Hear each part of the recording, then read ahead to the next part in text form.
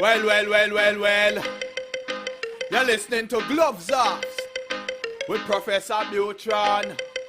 Alright then, I may say words on point, straightforward. No jibber jabber, everybody forward. Issues, facts and solution. Get it at Gloves Off with Professor Buitrón. Alright, what other thing is a revolution? Get it on point with Professor Buitrón. Gloves Off, no nonsense issues, politics, community. A better men follow reader. Gloves Off, a revolutionary show with everything that you need to know. With Professor Buitrón. Watch ya!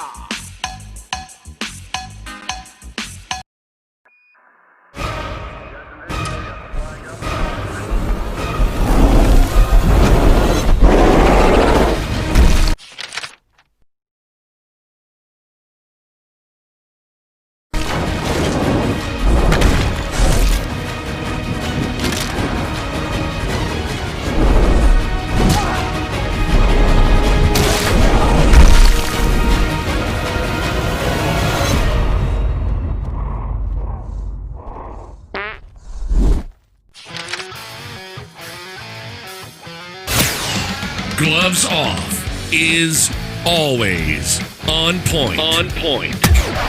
Bringing you the best on current issues, community affairs, and the happenings around us. This segment of Gloves Off is brought to you by the best, so pay them a visit. Check them out. This is Gloves Off.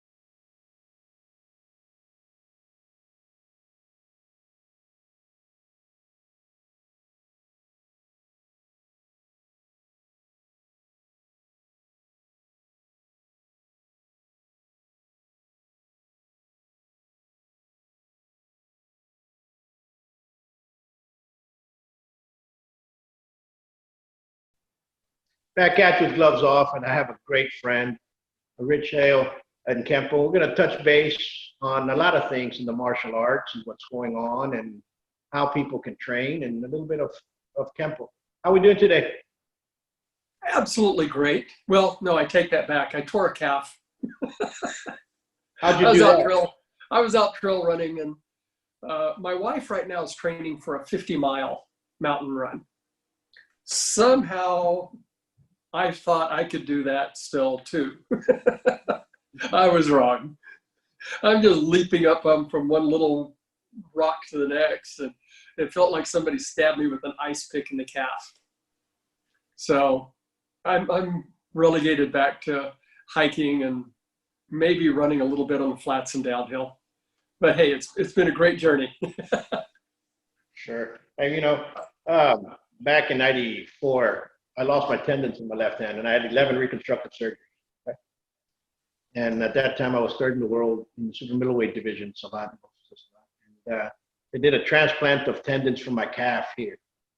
And they said, well, you have an extra tendon. It's called the plantaris. We're going to remove that and put it here. Actually, it's like our appendix. We don't know why we need it. I'm like, oh, okay.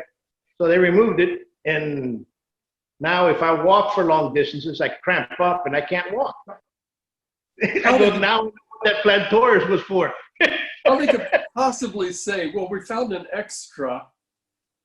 Yeah, okay. Well, I'm no doctor.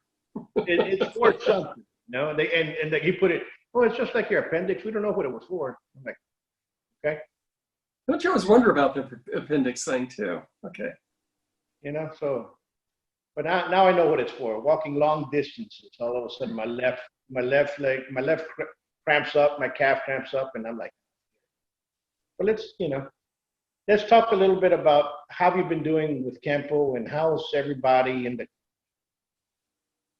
living right now and working out. Are you touching base with your students, or how's it going? And obviously right now, many states are opening back up again, and all my guys are going out there and opening up their schools as best they can. There is a real genuine concern. It's really just now. I mean, like this week, next week, they're opening up, and people are waiting to see who is actually going to come back to class. Sure. And that's going to be the telltale thing. And obviously not everybody is going to come back to class. No. We experience it much more in jiu-jitsu. It's at least in Kenpo and any other karate system, you have katas, you have basic drills you can do all by yourself and actually get better. Whereas in jiu-jitsu, if you're not rolling with a partner, an opponent, you can't even stay up to normal. So that's going to be, I think, more difficult. And I've got a lot of precious friends in that business that I'm very concerned for. I hope everybody does well. I hope we get through it. We'll see. I've seen some dear friends of mine, some dear Kenpo, both Gaju Kenpo and Parker, and a lot of them have lost their schools already in Texas. They're not opening back up. They weren't able to sustain it. I have a great school from Grandmaster Orduño from Gaju Kenpo from Houston. He had just opened up a beautiful school in September. Just closed. He called me and he says, "You want to buy some mats?" And I was like, "Fine, what, And right now would be a great time to buy mats. and I feel for everybody. I feel for everybody really. I see it myself how it's going. We opened up 3 weeks ago. It was very, very hard for people to start coming back in. People are afraid. So of course I teach Kenpo, we teach Capoeira, we teach Savate. Right now, the Savate class is really not there because it's a little bit more confrontational. You got gloves, it's just like boxing. Those that do come, they're hitting mitts. They're not doing more how can I put it, sparring or continuous sparring back and forth. You just have to change it a little bit. Things are going to change. One of the schools in our area has opened up jiu-jitsu and said, you have a large space, much larger than we have in karate or restaurants for yourself and your partner, but they're only allowing, when you get to class, you pick one partner and you work with that person the entire day. And if you guys both show up on Monday, Wednesday, Friday, then you roll with that person only. It's a start. Our fear is a lot of these bigger clubs have the big fans that we've always used to blow air out the big garage door. And you might as well hug everybody if you got one of those blowing in the room. So yeah, in California, you're in California, correct? Mm-hmm. Are they allowing, does everybody have to wear a mask right now? Is it mandatory? The teachers must wear a mask. They suggest the students wear them, but it is not required. Just like restaurants, you go in and all of the employees have a mask on, but obviously you're there to eat. Right. You can't wear a mask. And students are concerned.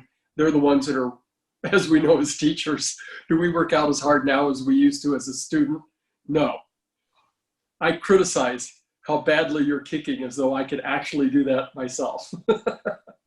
So the students would suffocate in those masks.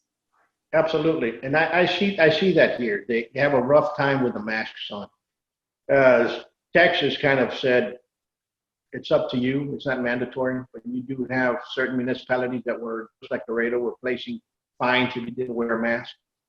So now Texas allows the municipalities to force it upon the businesses.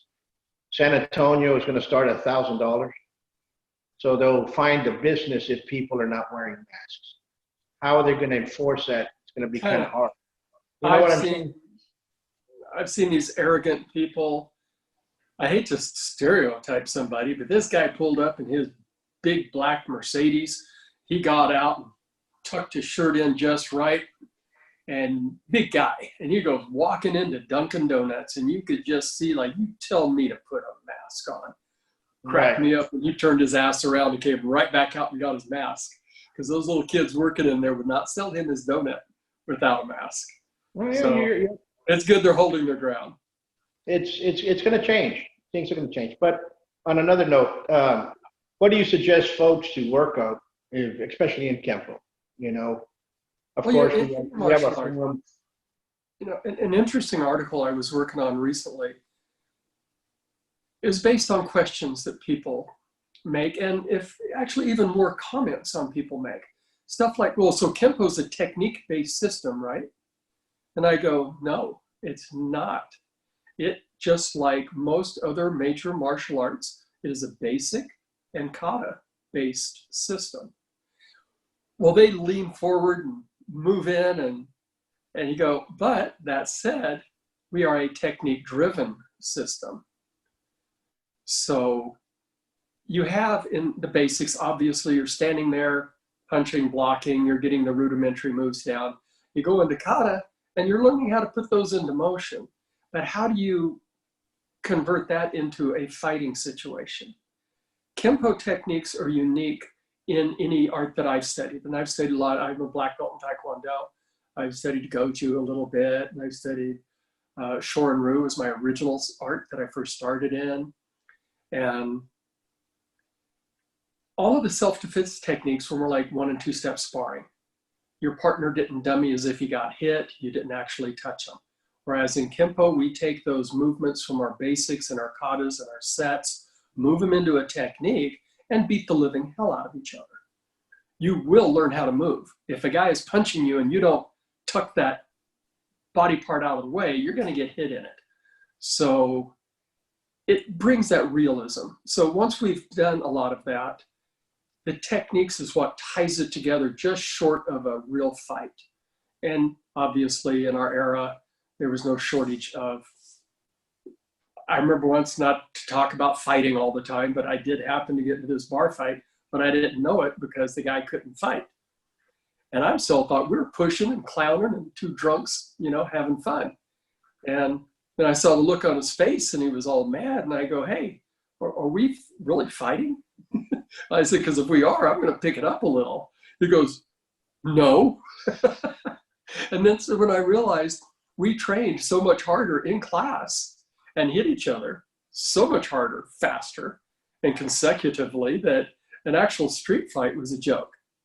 Of course, that was based on my size and ability at the time. As I got cockier and tougher and let my reputation known, bigger and bigger people come looking for me. And I quit that. I could no more beat some of these street fighters up than I could beat up a Kodiak brown bear, because they looked a lot more like that brown bear than they looked like me. So you're absolutely correct. If you fight, whether it's in a tournament or in the ring or in the street, and you win one, people kind of just look at you. Win 2, 3, 4, people start paying attention to you. Once you win a couple more, all of a sudden people are looking to test you. Oh yeah. And that's the difference, you know. And once people find that out, you're going to have people that are going to try to test you because you know how to fight. And that is something that's always plagued me like a magnet, you know. No matter where you went, there was somebody that, oh, he does this, so, you know, had somebody that would come to pick a fight on, you know, and it's kind of hard to evade, but you have to learn how to use it and how to change things. You know, I remember one guy came in there and it was not my day. And and the guy came in and basically I told him, hey, nice shirt, man, where'd you get it? And then we started talking about shirts and we started talking about something else, and his mind went elsewhere instead of trying to get into a fight with me. You know, I said, you know, I'm just going to escape the whole thing and not go at it fisticuffs right away. If I get back, I know we're going to have a tendency to get off track with old war stories, but the idea is what people can do in Kenpo right now is go back to your basics. Sure. It's no different than, like right now, I have a torn calf muscle. And that doesn't mean I can't do push-ups. It doesn't mean I can't do sit-ups. It doesn't mean I can't do pull-ups. Perfect exercise for a guy with a hurt leg. It's just a matter of fighting through the downward spirit of, oh, I'm hurt, I feel sorry for me. There's a lot of things I can do. I can study, I can read. How many of us actually read and study our material enough in the first place? Right now, I really suggest any martial artist get out there and work on their basics, work on their forms, work on air techniques, but think about them, analyze them, think about the logic behind it. Would this work in a real situation? Debate with yourself. You know, we've got a lot we can do. We just have to look at what we can do instead of looking at what we can't do. No, you're absolutely correct. Basics, you know, a man that's good in his basics is a hard man to beat. And right now is the time to start building back up on that. And schools should go back to the basics. It's the best way to maintain the school open, teach, correct, and move forward. Right now, it's about building the foundation. Everybody that I've talked to has said, of course we're not sparring. Of course we're not doing techniques on one another. One of the things that I had seen, I was a member of a Kenpo school out in this region, and it was a frustrating day for me because I am trying to teach children. Ed Parker didn't have children in mind when he created these techniques. So I line up 6 kids to do a technique. 3 of them are supposed to fall. 6 kids fall. They tangle up in arms and legs and everybody falls and no, and help, and I'm working, and I left frustrated. Nobody had broken a sweat. And I stopped literally within 200 yards was a Taekwondo school.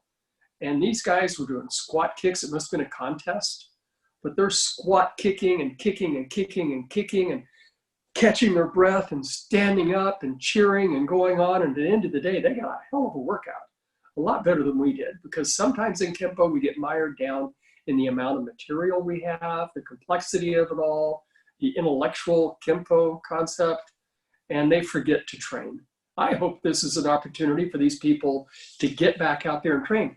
Paul, one of the big advantages we had as 70 Kenpoists, not very many of my instructors in the 70s came up in Kenpo.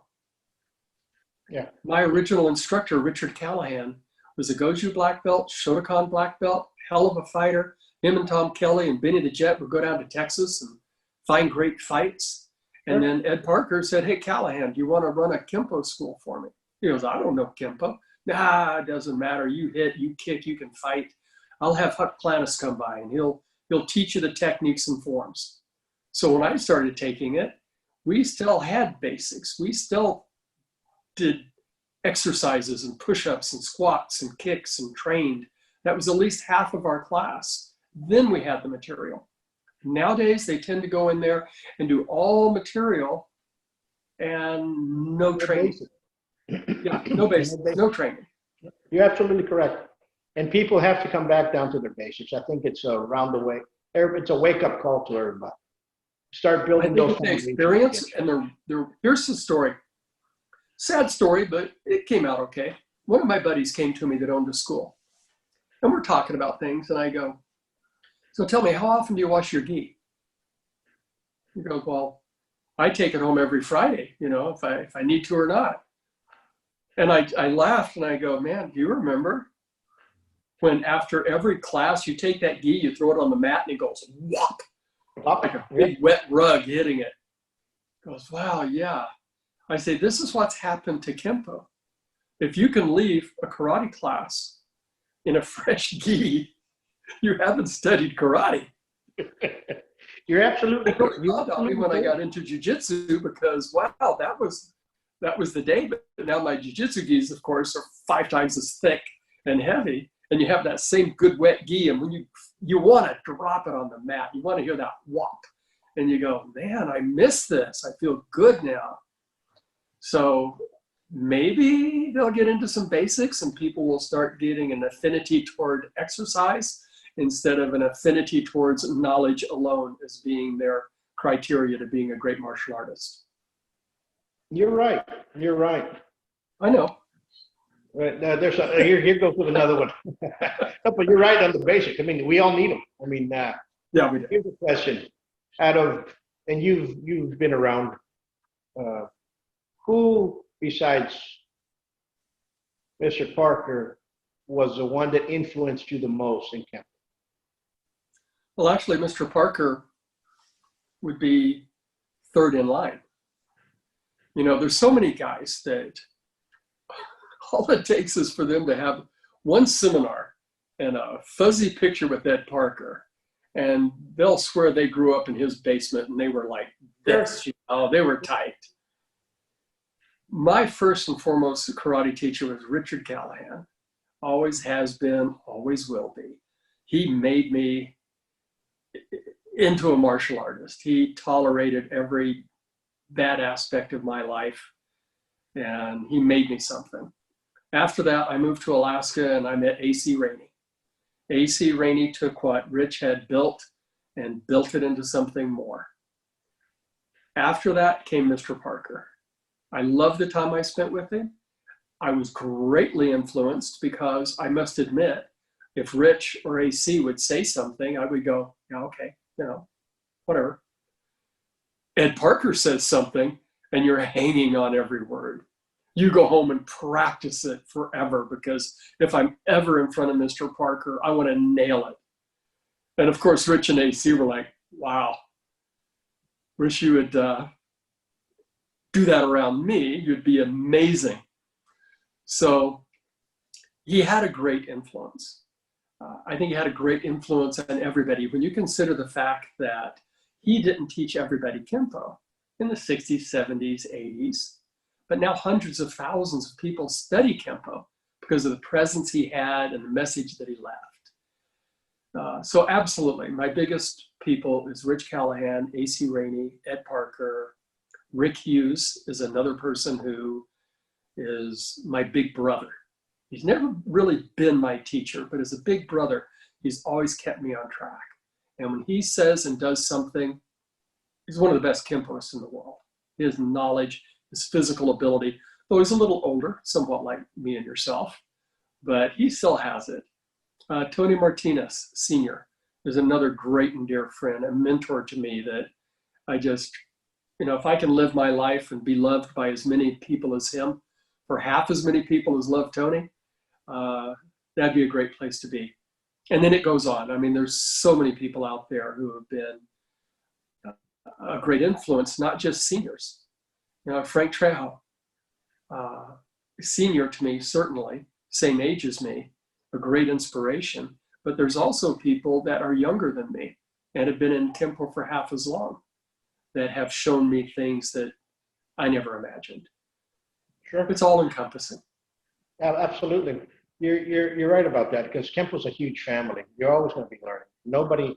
Nobody knows the full amount of Kenpo. I mean, there's a couple that are there, but Kenpo's a big puzzle. Everybody has a little piece of it. Right. You know, And I'll tell you something, Paul, and what you just exactly said was, I'll make this quick. I have a lot of stories. I had, quickly, for some of your guys that might not know me, when I started my time with Ed Parker, I was in Alaska. I came back and forth a little bit. And then when I moved to California, moved back to California, I got a time slot with Mr. Parker at his home every Wednesday morning at 10 o'clock. So I'd have private lessons, and the stories abound. And one day he came into me and he says, I had a vision or a dream that I'm going to die. And of course, I was shocked. I didn't want to hear it. And my hair is standing up. And he talked a little bit. And I said, when? When did you have that? And I'm thinking last night. And he'd go, 10 years ago. What? And he goes, my brother died. And he says, I felt it was so close to me. I felt like it was me who was going to die. And he says, since then, that's why I wrote Infinite Insights into Kenpo. He said, I know I'm going to die young. I have to put in writing my system, my thoughts, everything, so that people have it when I'm gone. Well, now I kind of worked up the nerve and I said, okay, now that you brought it up, who's going to be in charge when you're gone? And his exact words, well, everybody will have a part because nobody has it all. Absolutely. And that was the end of our conversation on that one. You know, and you see it with everybody that's there. You see it with Mr. Pick and how he moved and how his determination. Oh, yeah. And you see it with my Sifu Keith C, and you see it with Frank, and you see it with Huck, especially. With everybody, LaBounty, everybody had a little quirk, and all of a sudden, okay, that just clicked on. You know what I'm saying? And it wasn't a better way of doing it or an easier way of doing it. Just a light just clicked on, you know, in your head. And I've seen it with others. I've seen it with people in Gaju Kenpo that come in there, and even though they're brother arts, you know, Oh, yeah. and they do something and you go like, man, okay. Or we do something and you're in their presence and they'll click off and they go, now that helped us, you know? And it's because it's just a big old family. It is. And I think that respect is amongst everybody. I think everybody respects that. There's some knuckleheads out there, but the vast majority respects that it is a big family. Well, when I was starting in Kenpo in the 70s, 72 is when I started, that we had a bumper sticker and it said the ultimate in self-defense. So I was like, wow, how lucky am I? I signed up at a school that just happens to be the ultimate in self-defense. And I believed it for years. You know, I'm young, I'm impressionable, and it was good art, and it still is. But is it, quote, the ultimate? No, but if I opened a school, I might very well call it the ultimate karate school, because people are going to drive by and see it and go, oh, why did they name some place best foods? You know? Yeah, I know you're absolutely correct. It's marketing. But, you know, Mr. Parker said, like, when pure fist hits pure flesh, that's karate, something like that. So, yeah, it's not. Yeah, I've heard it very better than any other martial art.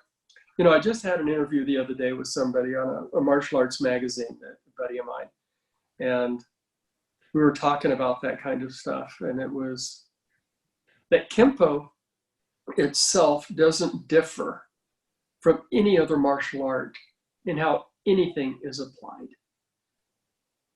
We all turn our hips. We all drop our body weight and drive forward into a punch. We all want to move our head out of the way as we block, because if you were to punch, you already have a head start. So if I bring my arm up from my side with your punch on the way, I am going to get hit.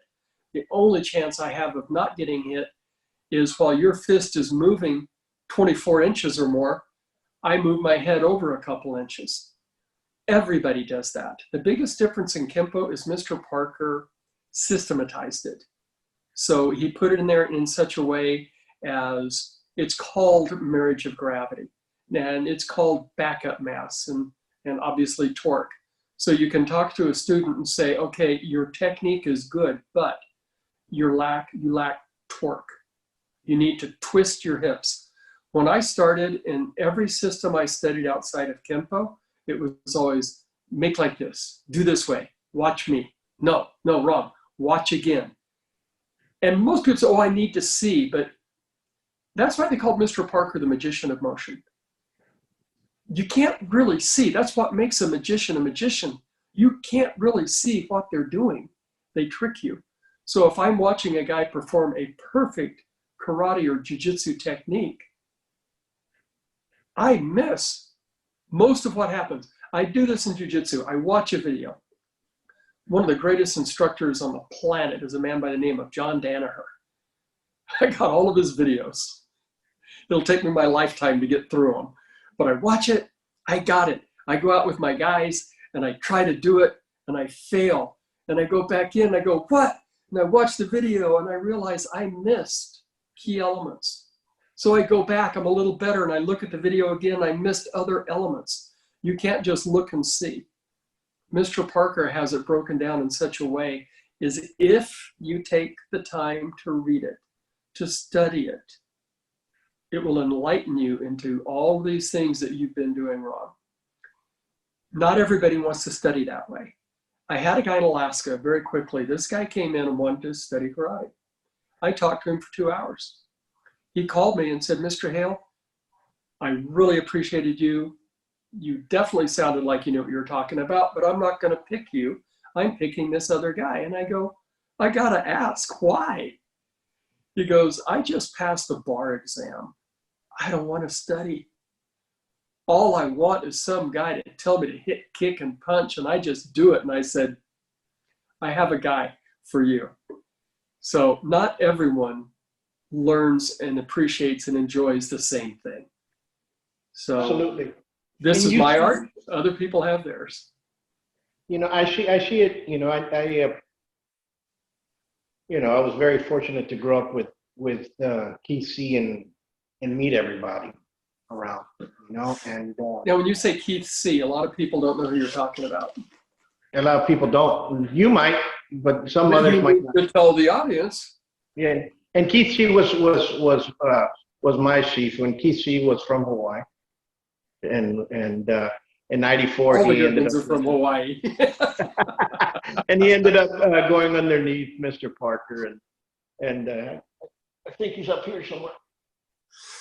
And the big Hawaiian man, you know, he was about 6'2", that weighed about 300 and some odd pounds, and he could move like lightning. And to the day, I've yet to see somebody move as fast as he has. The only person that has come close to hitting as hard as he has is Huck. Frank hit hard, but Huck hits harder. Oh, Oh, yeah. I don't think so. I love Huck, but Frank hit really hard. No, See, but I'd taken a Frank- number of lessons. you know, I used to go visit Huck in Chico. When he lived in Chico, I'd fly from Alaska just to go visit Huck. And his knowledge and everything was just amazing. But it was a lot more one-on-one and lessons and just, you know, like just absorbing Huck. Yeah. Frank, you go down there to get hurt, basically. No, You can hobble back onto that airplane and go home. And then, you know, he'll come in here and he'll tell everybody, and goes, okay, try me, especially with his sticky hand. He was slapping everybody around. And, you know, Frank is very well missed. Very well missed. You know, I tell you a great story on Frank. When I first met Frank, I thought we were going to be buddies because Rich Callahan and Frank were good buddies. So I'm visiting, I'm still from Alaska, and I'm visiting and I'm working out. He wouldn't even look at me. Now, there was another guy down there, Paul Gerard, and Paul was like a protege of Frank's. We were good friends. And I told him, I said, Paul, I don't get it, man. Frank won't even look at me. I go, no, it's because he thinks you're a social climber. I go, I didn't even know the term. It was totally new to me. I'm from Alaska. We don't have social tiers up there. We're like Texas. We're a suburb of Texas, I think. I go, social climber, and he goes, oh yeah. You know, you go to Mr. Parker's, you go to Larry's, you go see Huck, you go everywhere. I go, okay. Yeah, so he just thinks you're just social climbing. I go, oh. I said, Paul, you know, I can fight. He go, I know. Frank don't know that. The next day I went in there, I fought for 2.5 hours. I fought everything on 2 feet. Frank walks by, looks at me, and he goes, not bad for a white boy. What? Yes! Frank Trejo spoke to me, right to me. And then the next thing, you know, once I work, you got to buy your way in. You know, you got to bleed your way into that group. And now Frank, he's taking us to Van Halen concerts, and me and him are going out and drinking all night and eating chicken and ribs and sleeping on the mats and having the greatest time. But you don't get in if you don't pay the price. Miss him dearly. Everyone does, you know. Next to Mr. Parker, he's been the biggest loss in all of Kenpo. Well, I can't say that, Mr. Kelly. That's a stupid statement. So, You know, We'll we just have many. We just lost 2 in the last month. We lost Mr. Labounty, and we lost his student. Paul Stevens. yeah. You know, and we lost several others. Apparently, 2 more. Huck told me, but I just forget their name. Yeah. Well, is that, Paul, I'll tell you, and I'll tell the audience, and I don't joke about this anymore, but it's a lesson every single one of us have to pay attention to.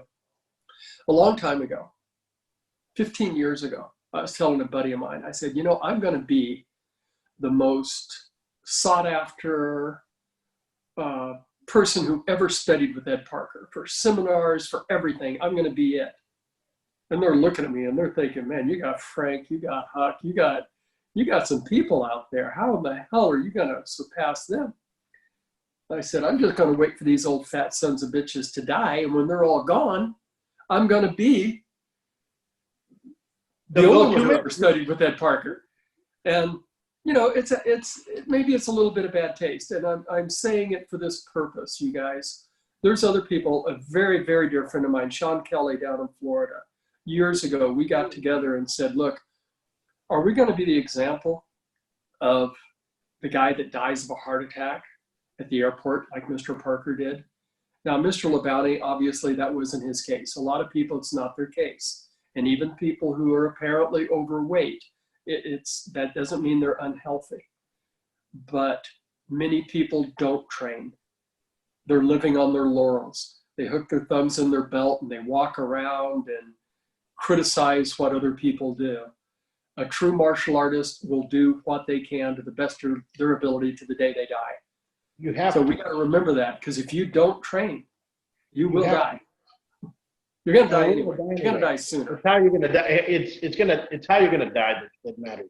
And anybody could die. I could die of a heart attack tomorrow. We had a really great jiu-jitsu instructor in our neighborhood that I'm talking to him one day and he goes, check this out, Rich. And he pulled up his shirt, boom, boom, no fat, never had any, never will.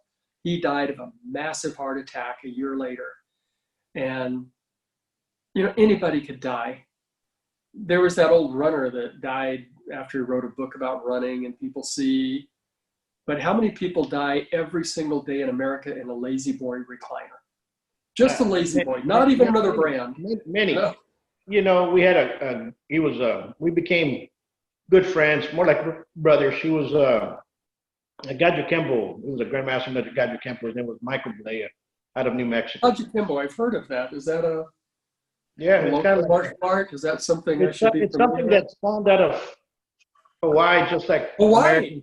Yeah, That's Hawaii, the little island over there. That my first black belt was in the Gajo Kenpo Association. Right. Richard Callahan tested for, it wasn't for a certain degree, they awarded him third, but he tested in front of Al Dacascos and Al Reyes Sr. in 1969 in Hawaii. And all he did was display his abilities from white belt to black belt, turned in his giant binder of everything he'd ever written, everything he'd ever thought into them. They awarded him a third-degree black belt in the International Gajo Kenpo Association, and if you've ever seen this, an instructor's certificate. Sure. And then they gave him a handful of Gajo Kenpo certificates to promote other people on. When I got my black belt from Rich Callahan, I got it on the Gajo Kenpo Association certificate. So obviously it's a lot closer to me. If you could look at my crest, of course, you'll see the Gajo Kenpo in it. Many times in my life, I have thought, I wonder, not that I care, but what would my life have been like had I picked Gajo Kenpo instead of Kenpo? Yeah, you still be a Kenpoist. That's a difference.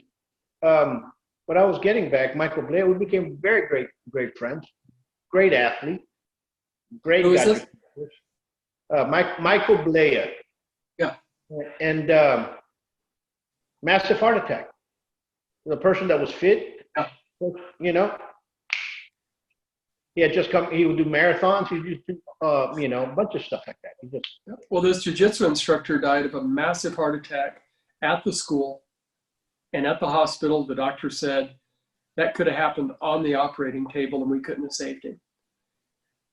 But I'm not going to stack the deck. I'm going to outlive everyone. I'm going to be 130 or 40 before I die. So I'm wrong. You know, this is an interesting thing, Paul. I've never thought of this before, if I may. In Alaska, I took my students out to the field, out into the park, and we're training, which was so great during that 2 weeks of summer that we have. And they would run, and I set up 2 staffs, and they ran, not jumped over them, but beside them, and they would jump. One guy made it, another guy almost made it, another guy totally cleared it. And then when they're doing training, I roll the stick forward. Okay, you guys, jump again. The same person that almost made it. The same person that just made it. And the other guy that totally cleared it looked at me. I did it again and again. And then he came up and said, "You're moving the stick." I go, "How do you know that?" He says, "Because when I jump, man, I fly. I just come down wherever I come down, and that stick is catching me."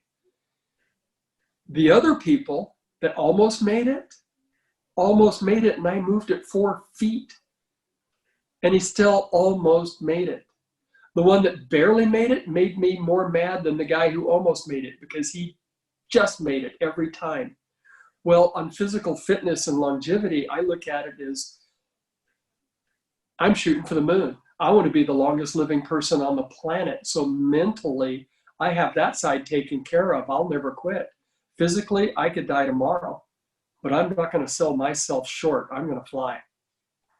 You know, I looked at all, yeah, that's a great way to look at, you know, and I've been lucky to have had great instructors and great friends and brothers in the arts. And I look at myself and I say, you know, we're all going to go. We're all going to die. We just don't know our time. So whatever we do now, we have to influence others to be better than us in what we wanted to be. Oh, absolutely. And so to me, that's the way I look at martial arts now. I want my students to be the better student that I was, the better martial artist that I was, for them to understand that this is something moving forward.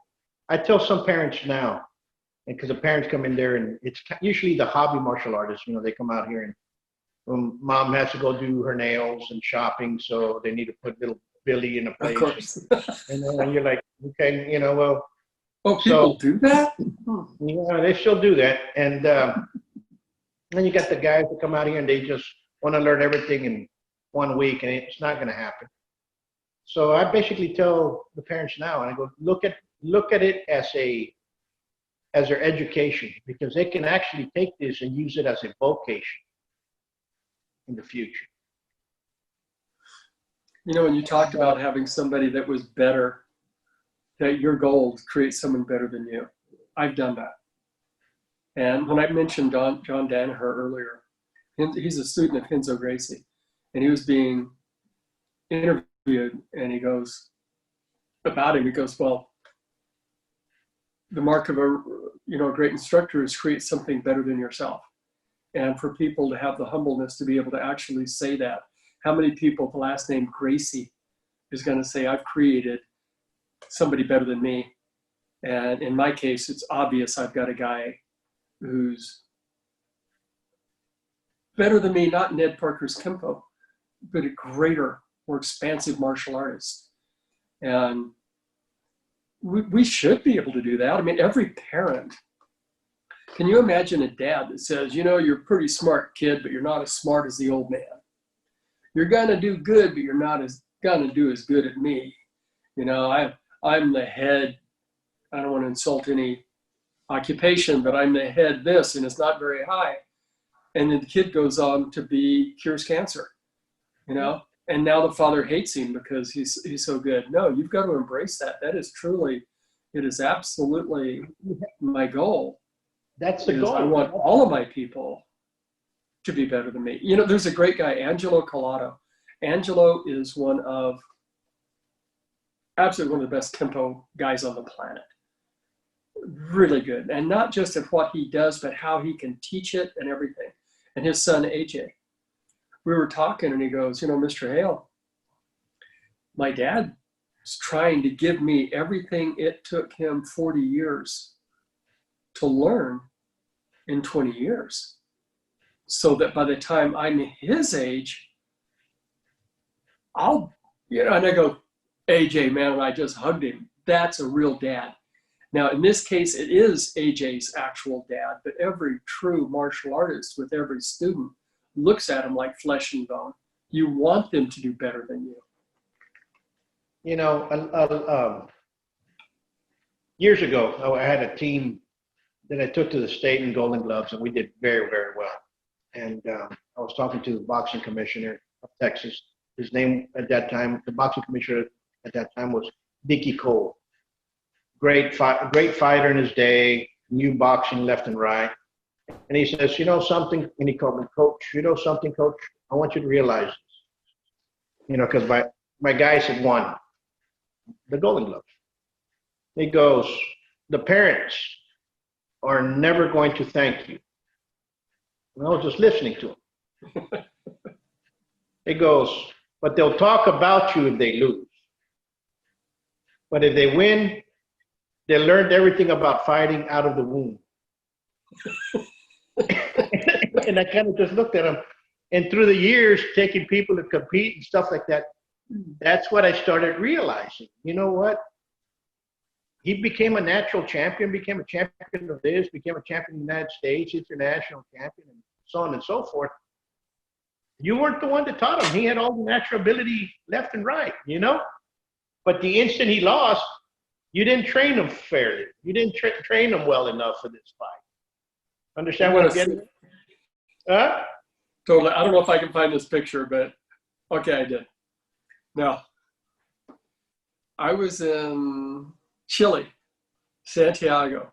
Amazing event that we had down there. 450 people at a seminar. 250 people on Saturday, and the balance came in on Sunday. It was great. And I'm one of the stars of the show. And these young guys come up, Master, can you show us your best kick? I go, absolutely. I go, there it is. Here it is. And they go, no, Master, we need it. I go, I totally know what you mean. They can't do it now. And if you can't embrace that and enjoy it and laugh at it, hey, come on. I'm 68 years old. I am thrilled at my physicality. I am happy as can be, but I am not that 27-year-old. I think now, my God, I rocked at 50. At 50, I'm like, oh, I'm 50. Oh my God, but I did for 50, almost 20 years ago now. So, to give to these guys, give openly. Don't be that guy. Here's what I've seen happen a lot, Paul, is when people quit actually performing, we start focusing on everything we know. And that is bad. That is dangerous. I had a guy call me and he goes, Mr. Hale, I'm sorry, but my instructor, I can't do anything right. He said, 5 years ago, he loved me. I was his best student, and now everything I do is wrong. And I looked at him as on a phone like we're doing, and I go, this is absolute proof that your instructor no longer works out at all. And he stopped, and I used to ice skate. Before I started karate, I ice skated 10 years. I passed my audition for the Ice Capades. I could do all those spins and flips and powerful and dynamic stuff.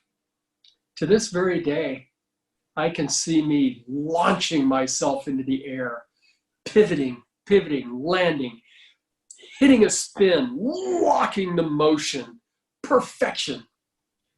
I was never that good. I would have never been that good. But because it's in my brain, I have to fight that tendency to no, look, your toe, it moved. And too many people get wrapped up in that. We have to remember who we were and where we came from, how hard it was.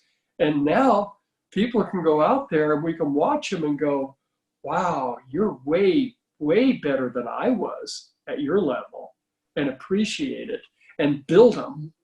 from the Absolutely. bottom up, not tear them from the top down. Absolutely. And sometimes students plateau. It's course not we do. natural. They're going to plateau. Life is like this and this, So we have to, always and plateauing. instead of them going down, we have to start pushing them to continue moving upward somewhere along the line.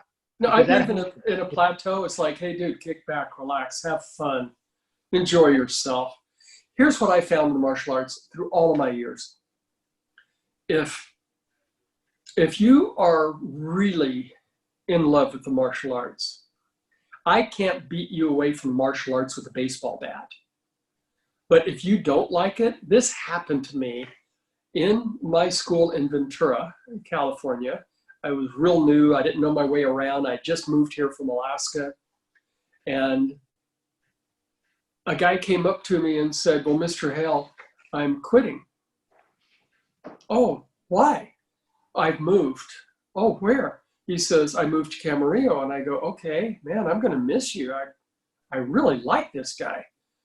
After class, I asked my wife at the time, and I said, where's Camarillo? She goes, it's about 10 miles down the road, down the highway, freeway. Why? And I go, that son of a bitch.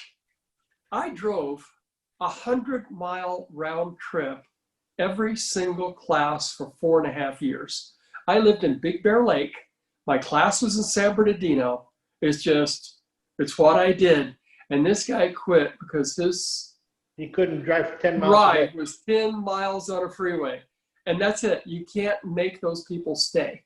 I know other people. I've had people. Very, very quick story again. I had this guy from Guatemala contact me and say, Mr. Hale, can you sign my certificate? You weren't here for my test. I said, let me see it. He sent me a copy and I go, I hate to tell you, but it's fake. It's fraudulent. They had taken my certificate and very badly superimposed his name on it and awarded him. And I said, I've never heard of you. I've never heard of your teacher. I'm sorry. He goes, sir, what do I do? And I said, look, I have long distance students, but I don't have a single one who I haven't met and worked with in person. So I know who you are, how you feel. So until we train together, I can't teach you abroad.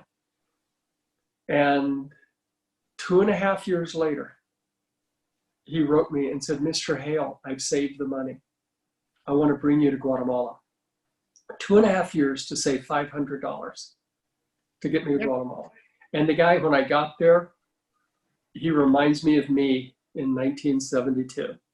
He wants to learn. And those people that want to learn, I see that here. He did everything to get there.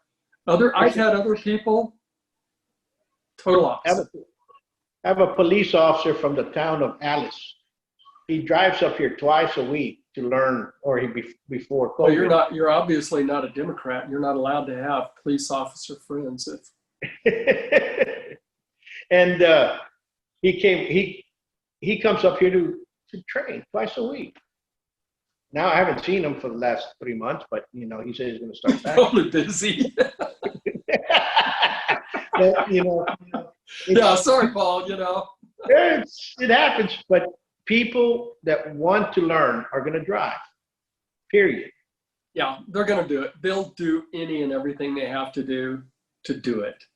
Period. From the day I started karate, I lived in Big Bear Lake. For 6 months, I drove up and down to Victorville, which is, again, a 100-mile round trip. And then after I got to Alaska and I hooked up with Mr. Parker, I would spend $2,000 on a weekend just to go see Mr. Parker. And if I was super lucky, I'd get to see Huck on the same weekend. And it wasn't ever a matter of money. It was if I had the money, that's what I would spend it on.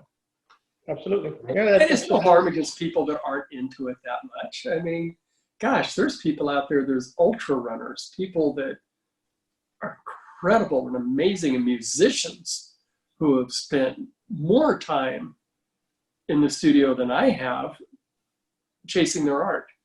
And God bless them. I love them all. I just happen to be a karate guy. So. Right. All righty. Anything you want to tell folks out there? you know, we could go on for 6 or 8 more hours, I guess. But, you know, hang in there, guys. Everyone will find a way. Everybody will find a way to train. What I'm doing right now is I have a next door neighbor who his father has Alzheimer's, or his father-in-law has Alzheimer's. They're extremely careful about grocery shopping, getting near anyone. My wife and I are very much lived at home here all this time. And he and I train together because it's almost like he lives here. So what I've done is I have picked one person to train with, one jiu-jitsu person. And I have one karate student, but I could have more. That, you know, it's different when you're doing that. But for the jiu-jitsu guys, you may or may not choose to take that chance. Find one person to train with so you can keep your hand in. Karate people, be respectful, wear the mask. How hard is it really to wear a mask? I've hiked Mount Whitney 18 times. That's 14,000 feet. I've hiked Kilimanjaro. If I can hike Mount Kilimanjaro at 19,500 feet, I could wear a mask at sea level. People are just spoiled. Embrace what you want. Get out there and take it, but take it safely, comfortably. Try not to offend people. Do your best, but go for it. Absolutely. Brother, it's always great talking to you. Yeah. And we'll see. Here's my, there we go. Love you, buddy. And we'll see you soon. We'll get together. Take care, Paul. You know, you're on my short list as soon as this thing opens up where I get to fly. And we'll see you soon. All righty. Peace. All right, my friend. Bye now.